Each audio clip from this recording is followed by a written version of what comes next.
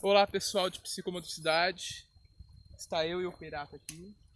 Vamos hoje falar sobre os elementos psicomotores. Então, lembrando, nós não estamos tendo aulas presenciais e não presenciais. Alguns elementos psicomotores nós abordamos os mesmos em sala de aula, principalmente nas técnicas, tônus muscular, equilíbrio. Então, principalmente o equilíbrio foi um dos elementos psicomotores que nós abordamos em sala de aula. Então, vamos agora estar fazendo alguns vídeos, sempre lembrando, eu utilizo a plataforma do YouTube porque eu acho o seguinte: a gente entende o nosso momento, tem até a portaria que o Conselho Municipal de Mineiros emitiu sobre essas questões, a preocupação do acompanhamento 100%, que eu acho que é uma questão bem complexa, porque por que eu tenho certas restrições com certas formas de aula ao vivo? Porque às vezes naquele momento a internet cai, você de uma certa forma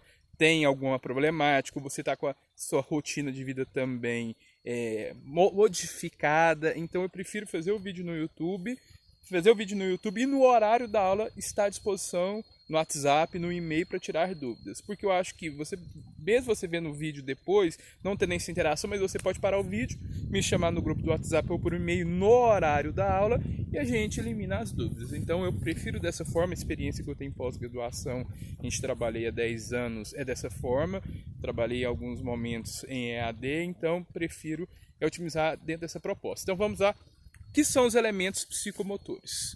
Os elementos psicomotores são a base para a ocorrência real da psicomotricidade. Então o que a gente tem que compreender? Os elementos psicomotores, eles são a base. Os elementos, através da junção desses elementos, constitui-se o sujeito psicomotor como um todo. É importante a gente destacar que os elementos psicomotores, eles são estudados didaticamente separado para compreender a exatidão e especificidade de cada um. Contudo, se faz pertinente destacar que só se estuda recortado para melhor compreensão teórica. Mas na prática, nas articulações, nas atividades, é necessário a gente compreendê-los como um todo e a sua inter-relação. O ideal era uma disciplina só para falar dos elementos psicomotores, então isso é praticamente impossível. Então a gente vai falar sobre os principais. Alguns outros autores, vocês poderão encontrar 8 elementos, 10 elementos, 12 elementos.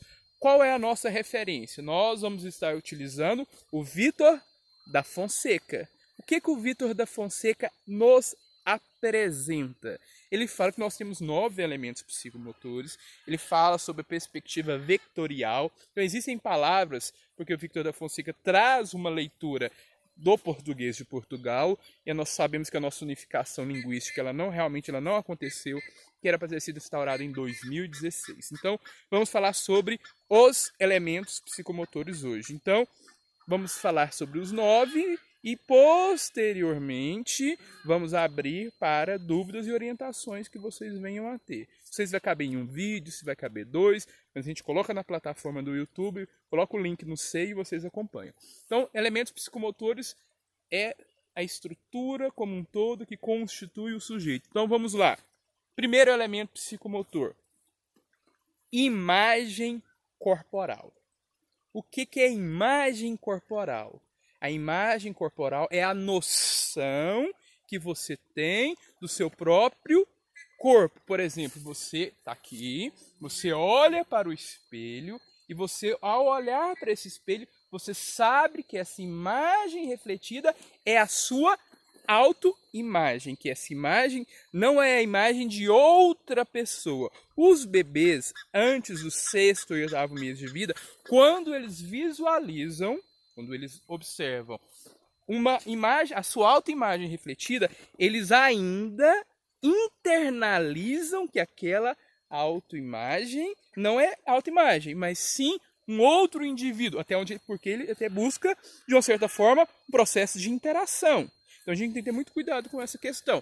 Quando isso acontece? Quando há o desenvolvimento da imagem corporal. Quando o sujeito olha para o espelho e ele detecta que aquela imagem refletida é a sua autoimagem. Então, isso é autoimagem. É quando o sujeito tem a compreensão da imagem do seu próprio corpo. É o primeiro elemento psicomotor a ser desenvolvido no sujeito. Então, é pertinente e bem necessário compreendermos essa dinâmica. Então, imagem corporal, olhou no espelho, essa imagem é você. Então, fundamental. Quais são as problemáticas quando você não tem o desenvolvimento da imagem corporal da forma adequada? Você pode apresentar transtornos de imagem corporal. Então, quando a gente vai fazer um diagnóstico, se a pessoa tem um quadro de bulimia nervosa, anorexia nervosa, essa pessoa, em alguns casos de obesidade, não podemos generalizar, mas está vinculado a essa noção de imagem. Por exemplo, na bulimia, você vai comer, nossa, eu tô gordo, e você começa a eliminar aquela comida ingerida. Ou você deixa de comer. Então você está pesando 50 quilos, mas você olha no espelho e você está com 150. Então isso é imagem corporal. Próximo elemento psicomotor, esquema corporal. Então temos a imagem corporal e agora vamos passar para o esquema corporal. O que é o esquema corporal? O próprio nome fala, é o esquema do seu corpo. Então, você compreender as partes desse corpo, principalmente o entendimento. Então, vamos dar uma ida para trás para vocês compreenderem. Membros superiores, membros inferiores. Então, o esquema corporal é você ter a noção onde está cada parte do seu corpo. Os slides estão disponíveis no SEI também, vocês podem acessar, então estou utilizando e fazendo essa relação numa linguagem mais compreensível a vocês. Então o esquema corporal, você tem noção, meus braços, minha cabeça está acima do meu ombro, as minhas pernas estão abaixo da minha cabeça, então é essa compreensão determinante. Então a mobilidade, a nossa inter-relação com o meio e com os outros está relacionada ao esquema do nosso corpo. Por exemplo, vocês aí, principalmente o pessoal da educação física, mas também o pessoal da psicologia que trabalha com artes, nós sabemos que nas danças ou nas representações folclóricas e artísticas que tem o corpo como dinâmica, o que nós visualizamos? Que o esquema corporal é determinante. Por exemplo, a pessoa que não tem noção de 1, 2, girou, voltou, esse indivíduo, possivelmente quando está sendo dadas as instruções para a realização das suas ações, dar-se a entender, não necessariamente, temos que eliminar as variáveis biológicas, neurofuncionais, mas quando não tem nenhuma demanda neste âmbito, se visualiza que o esquema corporal lá na primeira infância para a segunda infância, o mesmo não foi desenvolvido, não foi constituído.